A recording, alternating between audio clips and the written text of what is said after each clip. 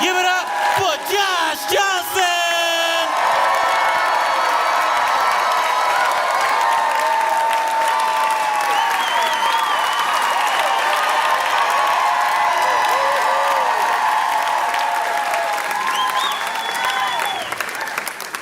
It's been fantastic being back here. I've been so excited to come back, and I've noticed a few things. I've noticed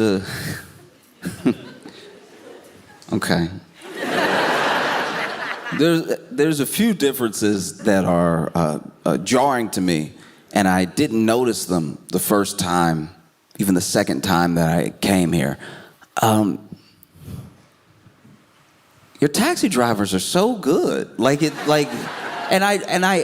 I'm not sure what you're used to. Maybe I've only had the nice ones. I have no idea. But they're like knowledgeable. Maybe I'm not getting it across. They have to take like a test, like a hard test, and you know about it. I'm not saying that the taxi drivers in New York don't have to take a test. I'm sure there's some tests, but it feels like the test in New York is hitting your first person. Like, just... The test that y'all have created for your taxi drivers, to me, is wild, because it's a lot of knowledge that you have to have in you. Like, you need to know. And I understand that's probably back from when there were no alternatives. Like, they made this test a long time ago when, you should know every inch, every corner, because you're gonna have to get people where they're going, and they may not know. But then GPS did come out. And so the fact that for the test, y'all make these taxi drivers sit there. They're not even taxi drivers yet. They want to be taxi drivers. And you make them sit there and tell them, hey, get me to this place. But they're not driving. They don't drive you there. They got to know how to get there in their head. That blows my mind. That they have to sit there and be like, all right, left on, right on, straight, 2 blocks. They have to do that like they're playing chess. Meanwhile, in the U.S., you hop in a cab. I've hopped in cabs that weren't that far from my apartment and told them my address, and they were like, where?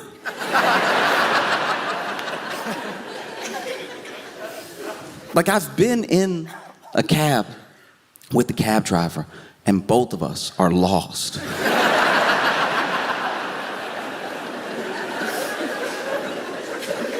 Like, I'm not saying people can't have a bad day or not know where something is. Maybe they've never been somewhere before. I understand that New York is a very big place and everything. But if I also have to pull out my Google Maps while you pull out your Google Maps, I don't know, maybe some sort of discount is in order? Like, I've been in the taxis here, and they're so chipper. Ask you about yourself, how long you're visiting. And this isn't just one, this is like several. This has been my general experience, that they're very, very nice. They're very, very professional, I understand everybody probably isn't that way, but wow, by and large, I've been amazed. There was one time I took a cab when I was in New York, and it was a similar situation where I looked up and I was like, okay, maybe he's going a different way than I'm used to, because I was going home. And finally, I just, to myself, quietly, opened my phone, put my address in Google Maps, and I could see where we were and where home was. And then I knew where we had left, and it should have been a pretty straight shot. And we were going to the right. And in my head, I was like, is he taking me somewhere? But this is terrifying. And so after like 2 blocks of us going in the wrong direction for what felt like no reason, I finally said, sir, and then he went, oh!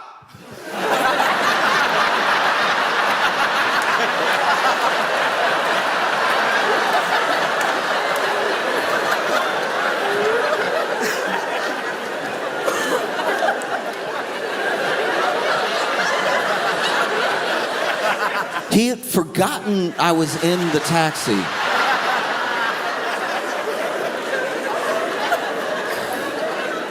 And I guess just started driving home. I don't know where he was going.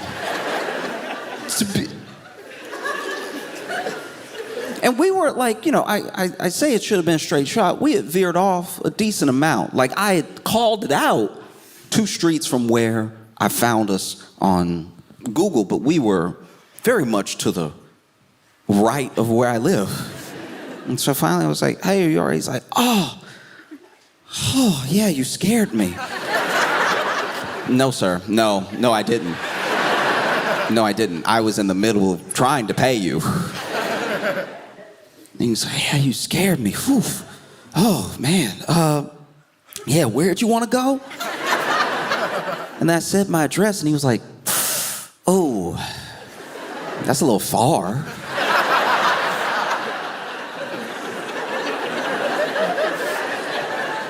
Just saying, treasure what you have.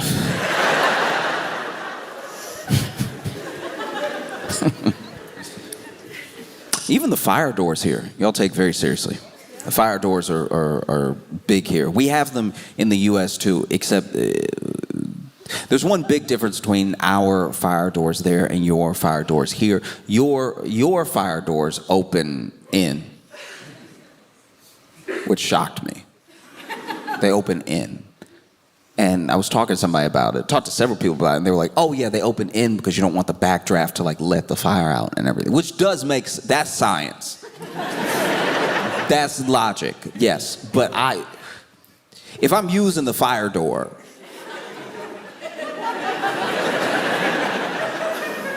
I would love to get out as fast as possible. That's just me. That's what we do over there, right? Which might be why so many of our buildings last, I suppose. But I was like, why do y'all open them in? Like the people using the fire door trying to get out. And the guy that I was talking to was like, look, yeah, I understand that may seem odd to you, but we as a country have made an agreement that you're already on fire. Be a gentleman about it and don't catch everyone else on fire, all right? I've been walking around London, been enjoying being here and everything. You know, it's hard to not just notice all the differences. Like what things are like where you're from and what things are like in the place that you're visiting. And I gotta say, wow, y'all really just walk out in front of the car like that. That is just...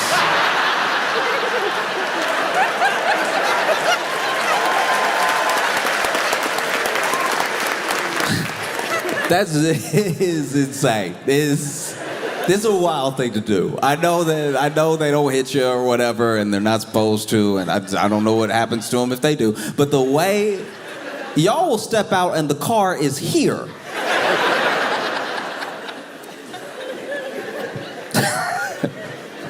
Wow. I'm not like a fighter. I don't know how.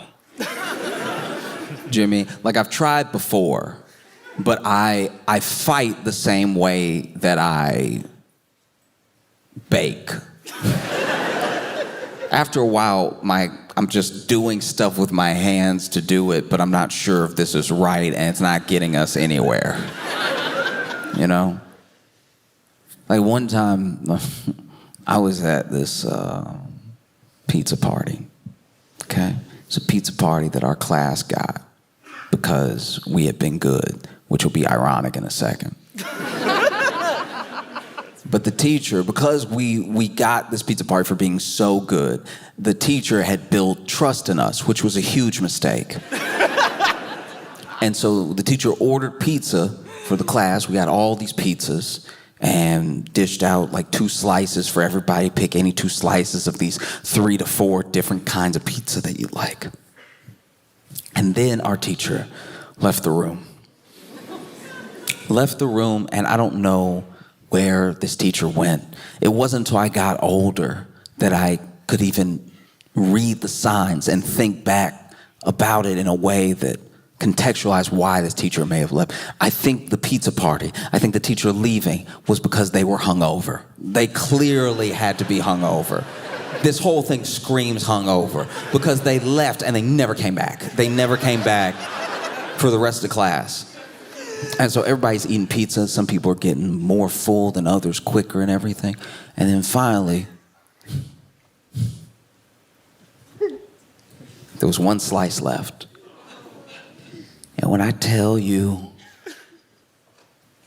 that this classroom turned to Lord of the Flies so quickly, you would think we had never eaten. You would think this was a pizza party where almost all of us were full, and everyone wanted the last slice just to have it, so much so that people even debated whether we should just rip it up and let everybody have a little bit. And then a couple people were like, no, that's crazy. What's wrong with you? There's a whole slice of pizza for one of us.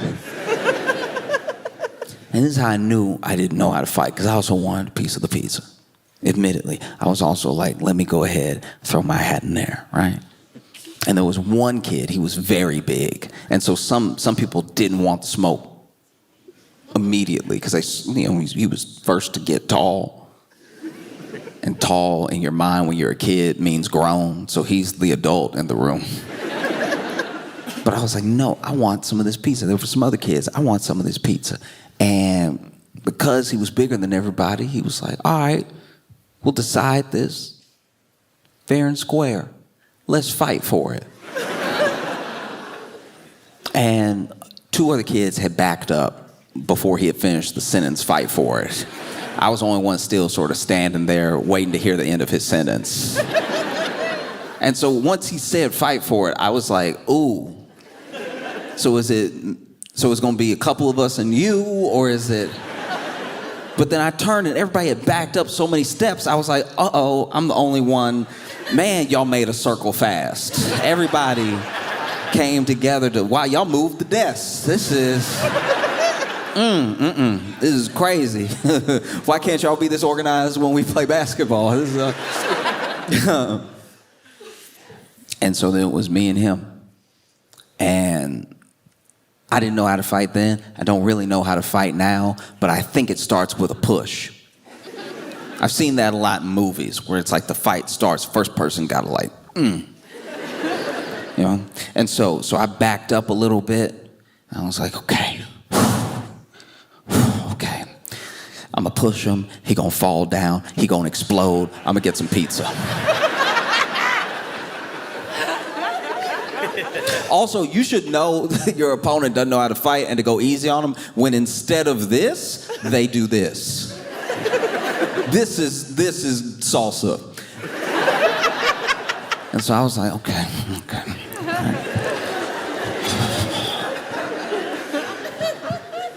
Huh. And I went to push him, and I fell back. Because he wasn't built like a child, to be fair. And then I spring up real quick. I was like, okay, that didn't work. Looks like we're gonna have to go to slaps. Slaps are next. And so I tried to fake him out. I reared back like I was gonna punch him, and then I used my other hand. I was like,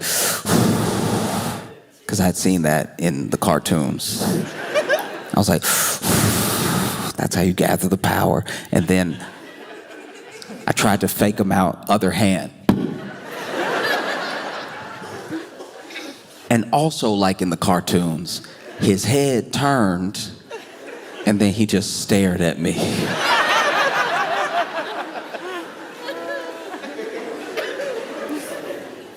And before I could say, uh-oh, he punched me in my face, right?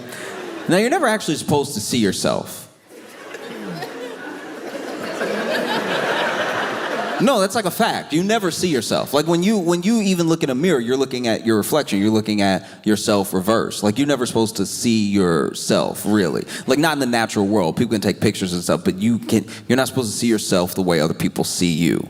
That's That's a thing that I learned in school, right? That you never see yourself exactly the way other people see you. You see a version of yourself, and it's actually why sometimes you can get in your head, because the version of yourself you see might not reflect the version that other people see at all. And so sometimes you sound delusional off of how you see yourself versus what they see. I said all that to say they punched me so hard in the face that I think my eyes saw each other.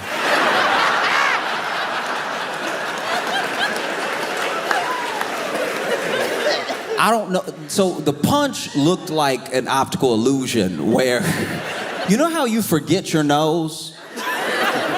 Like your nose is actually in your field of vision all the time, but your brain forgets it, or else a nose would be blocking everything that you see all the time.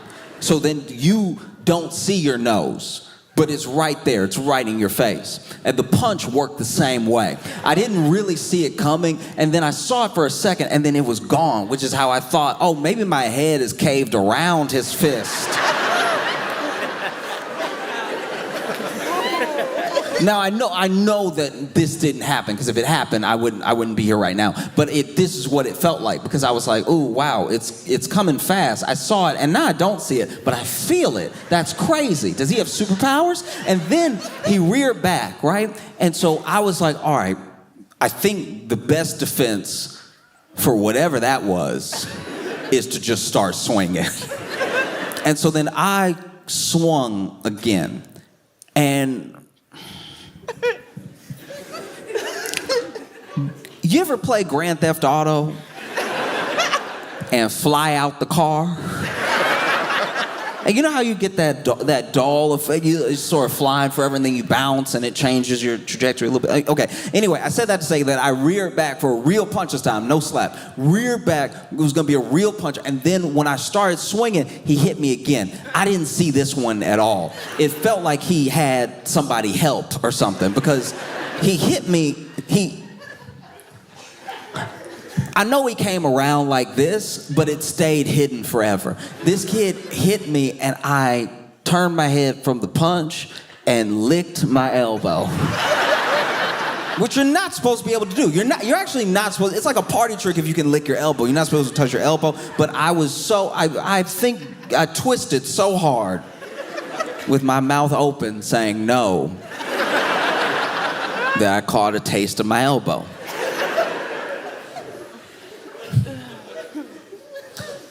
Whole reason I tell you about this is that years later, oh, he got the pizza, by the way.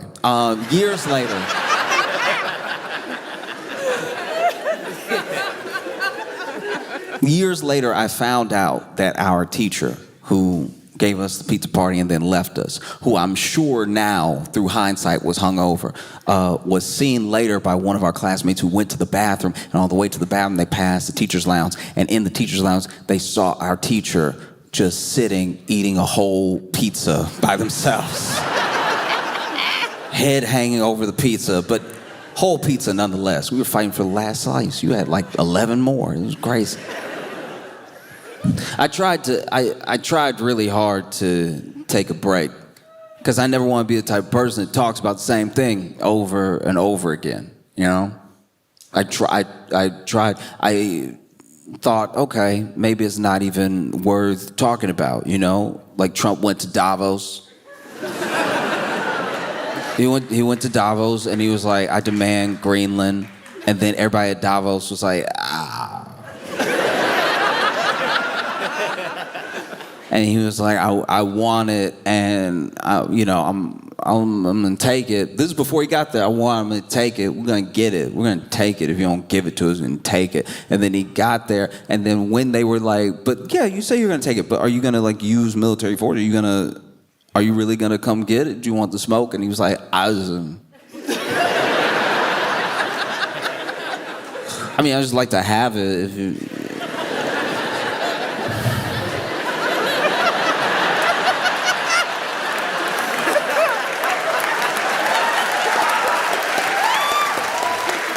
No, it's just if you want it, I don't know, if you just wanted to see me happy.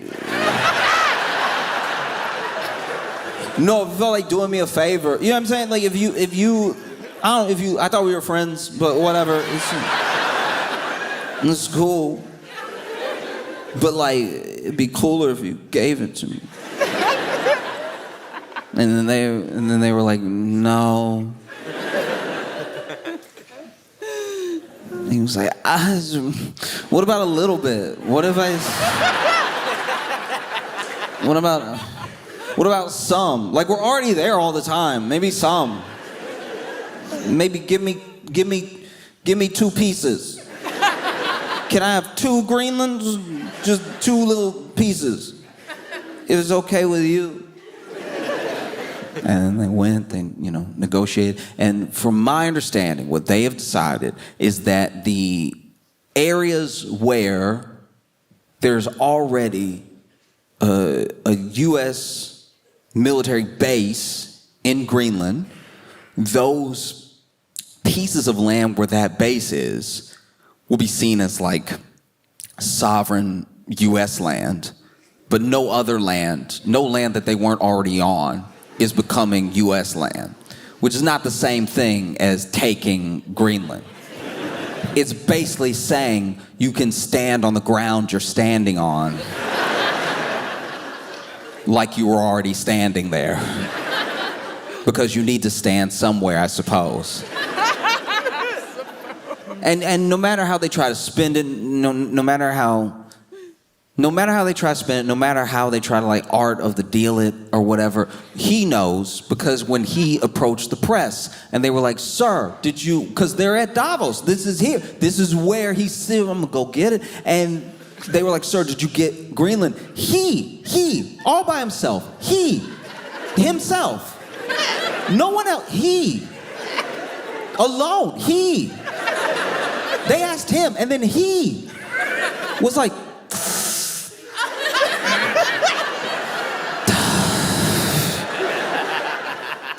so you should have played it off. I thought you were gonna come out there and be like, we got some Greenland. Because technically you did get a little bit of Greenland, the Greenland you were already standing on. That's something, kind of. It's nothing like what you said, but it's something. It's like,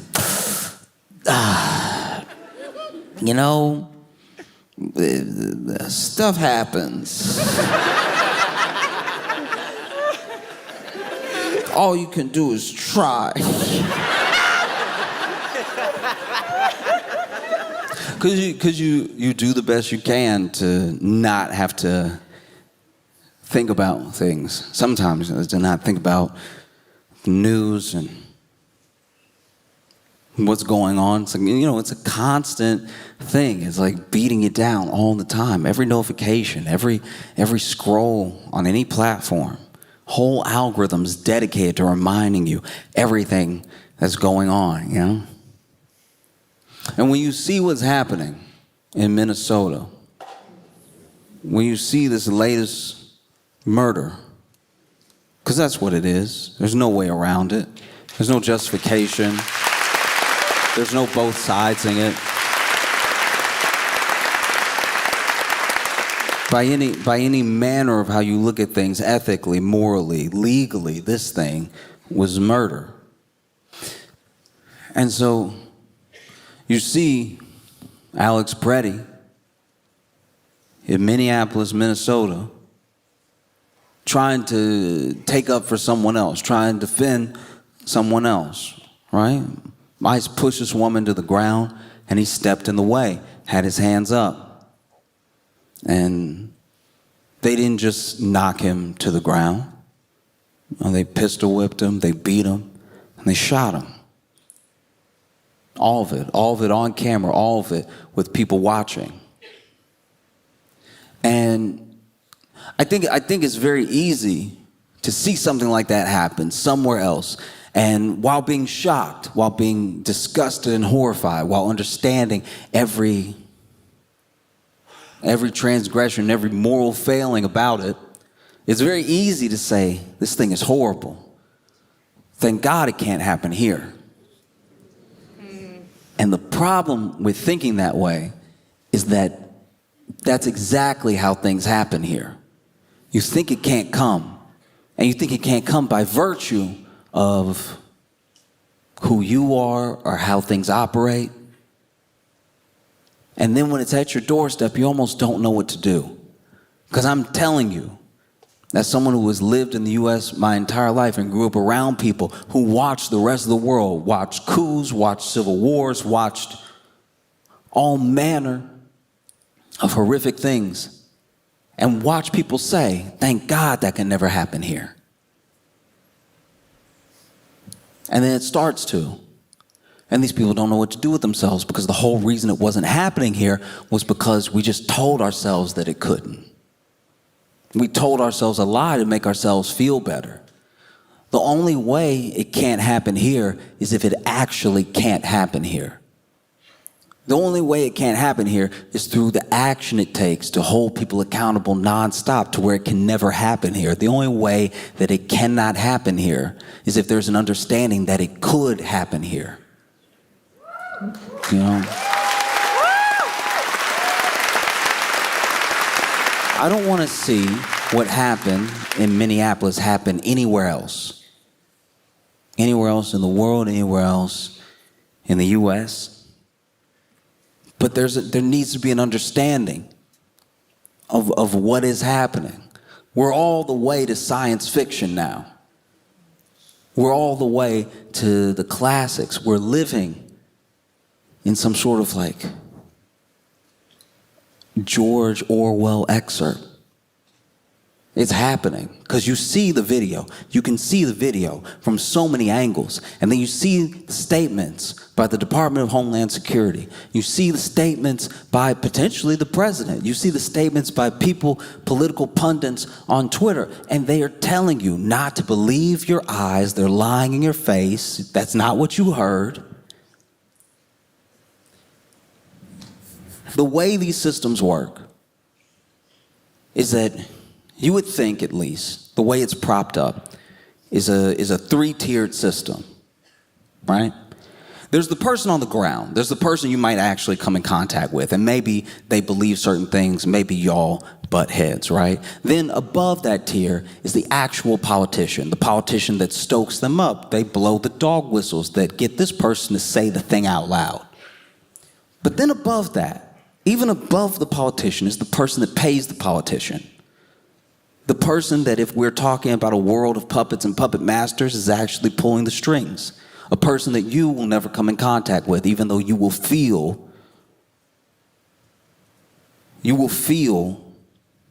the extension of their power. You know? We see these systems fighting each other, right? Because someone would ask, anyone could ask, where are the Democrats right now? Where have the Democrats been? And you'll see some Democrats actually make some sort of statement, you know? But the statement will, interestingly, not have the same bite that you would expect. Y'all are supposed to be the opposition party. What's happening? What's happening is that the same corporate interests pay both people. You know, there's one party that is a bit better at being an extension of those interests outwardly, openly, but the other party is paid to do nothing in the meantime. But make no mistake, both parties can be owned. It's why you should never put your faith in a party. You put your faith in people all the time. You never stop believing in people. People move those parties. Those parties don't mean anything. Parties don't believe in anything. It's the people in those parties that actually make action happen. There's no one party that has handled everything right throughout human history or any government, but there are people that use the momentum that they create through a party to affect change. You know, they'll have you fighting over scraps, over whose scraps these should be. Meanwhile, they've broken off a whole piece for themselves. And the politician's perfectly happy to let them because they've already been paid off. You have to trust in the people that you meet. You have to build community anywhere that you can. And when you build a community large enough, you have an entire network of people that you can trust. Because trust, when you see something like what's happening right now in the U.S., where ICE attacked that man. ICE attacked that woman that the man was defending. ICE took away his weapon, a weapon he wasn't using. It's on camera. You can watch the whole thing. ICE beat that man. They shot him several times.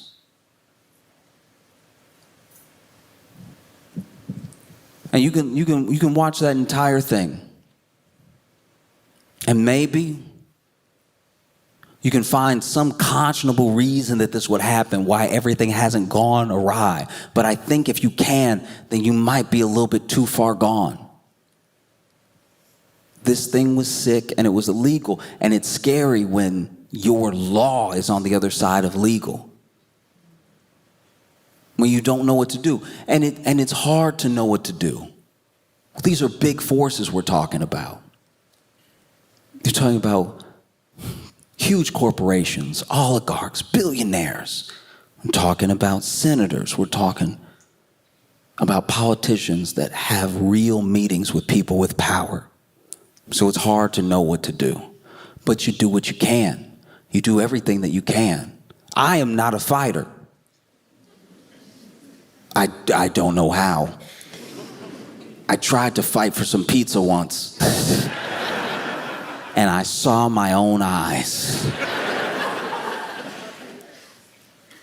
So maybe you're not a fighter. Maybe you organize. Maybe you're a connector. Maybe you do your best to bring people together. But any action that you do is something. Every action that you do is something. All these people, thousands of people protesting in Minnesota right now is also for the world to see. They took a life in front of the entire world to scare everybody, maybe scare you, so that when this comes here, maybe you comply in advance. Palantir isn't just in one country. No? But thousands and thousands and thousands and thousands of people gathered together in negative 20 degrees. And that's Fahrenheit. I don't know what y'all would call it. But thousands of people gathered together in the cold to protest what they see that is illegal, that is wrong, that is immoral, that is not just unethical, that is tearing down every institution of the Constitution that the people that are representing them supposedly want to uphold. That's not nothing.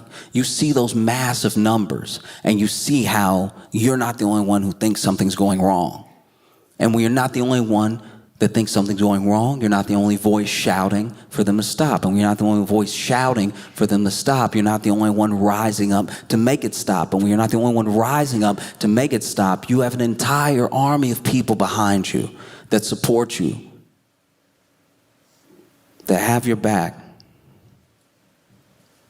Alex Preddy said, this is what's been said before he went to the protest, that he just wanted to make a difference.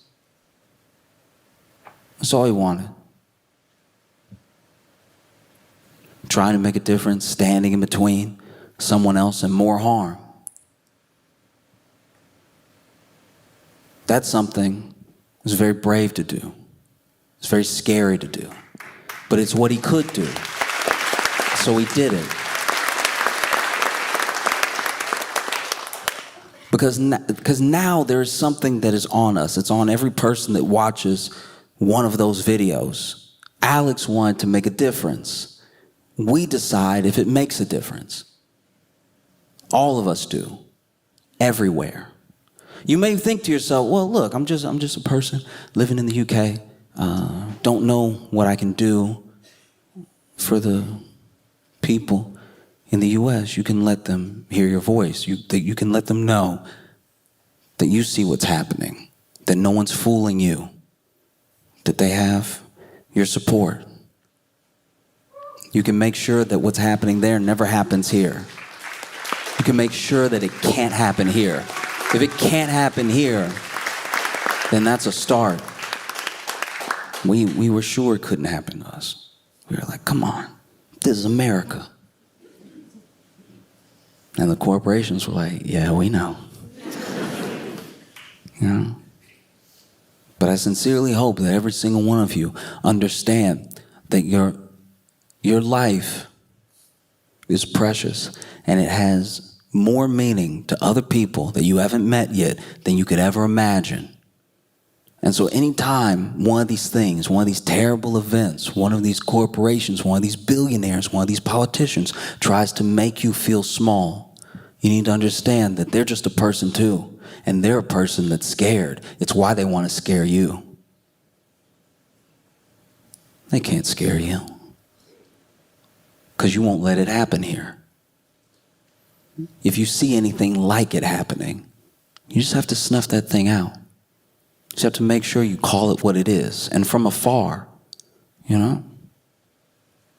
The key is prevention.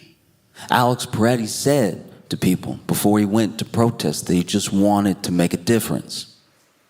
We decide what that difference is because they took him from us. So that difference has to mean something. It can't just mean something in the U.S. I think it has to mean something everywhere. Everywhere that this evil can go, the difference has to go. You know?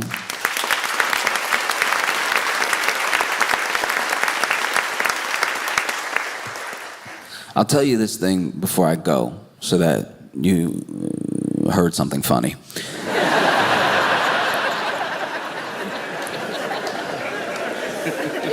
It is wild how when you come here and you be walking around, I can't help but compare. I'll take the tube and wow, this thing, it's very clean. I say that and you might be thinking to yourself, no, it's not clean. I saw a bag of crisps on the floor.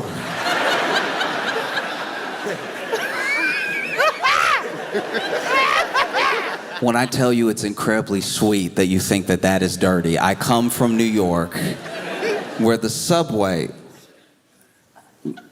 it's a way to travel. The subway has caked up. I don't think I'm touching the floor when I walk on the subway. It's not just dirty, it's dirty with history. Like I don't even know if this is the initial color they intended for the subway to be. And when you look at the tracks here, when you look at the tracks of the tube, you see the tracks. Wow. Didn't even know what technology we were using to move these trains. When you look at the tracks in New York City, you see not just a rat. You see a congregation. You witness a meeting.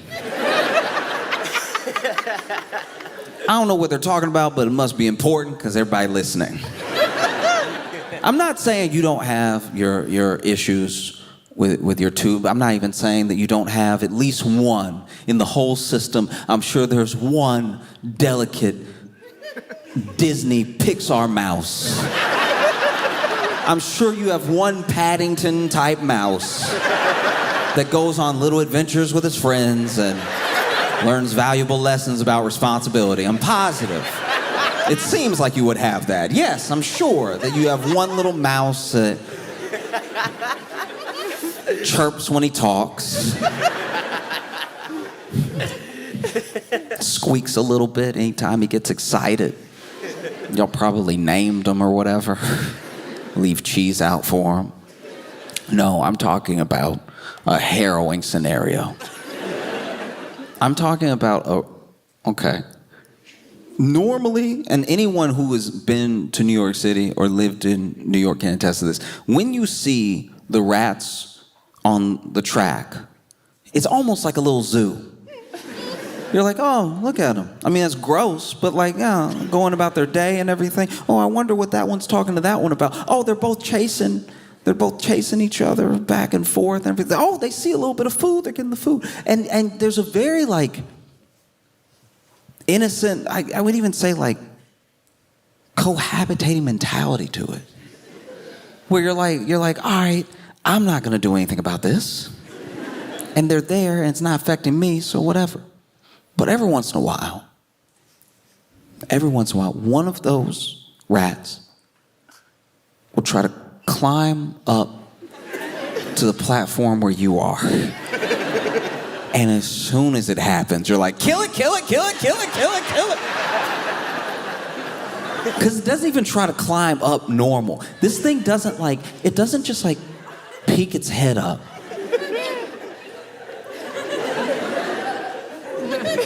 This thing...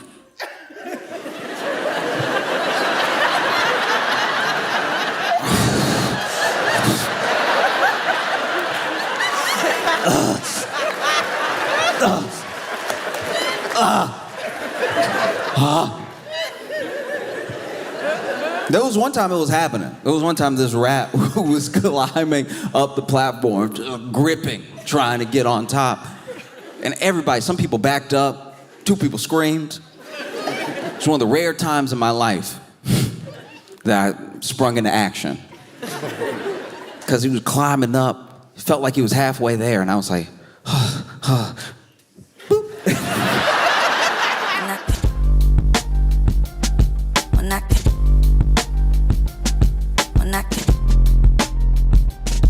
Mira, mira, mira, mira.